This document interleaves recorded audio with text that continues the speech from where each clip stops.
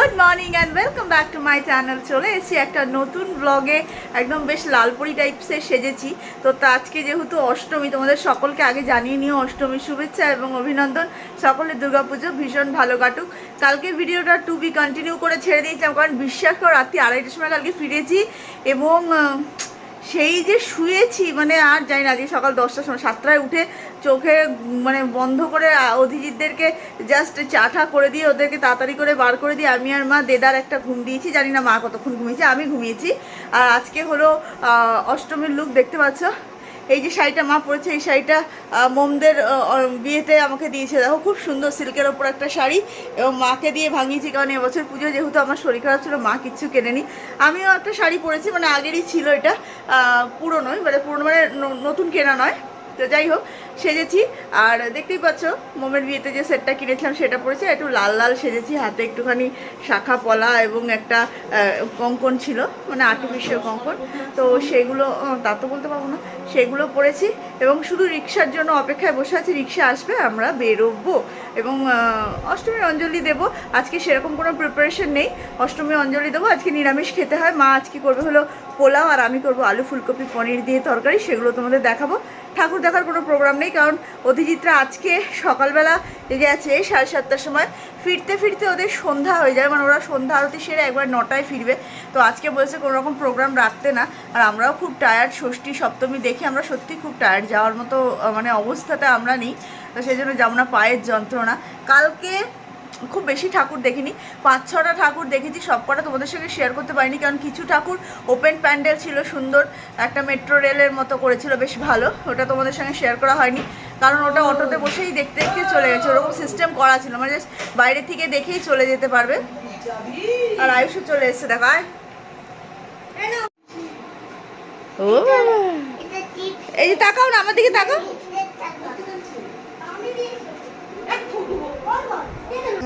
দেখো আয়ুষের নতুন ড্রেস, এই ড্রেসটা আয়ুষের আইদা কিনে দিয়েছে।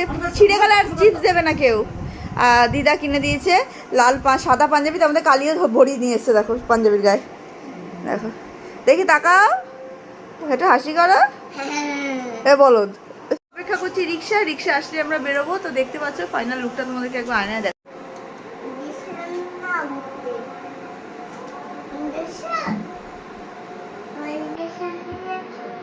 যাবে ইঞ্জেকশন দিতে।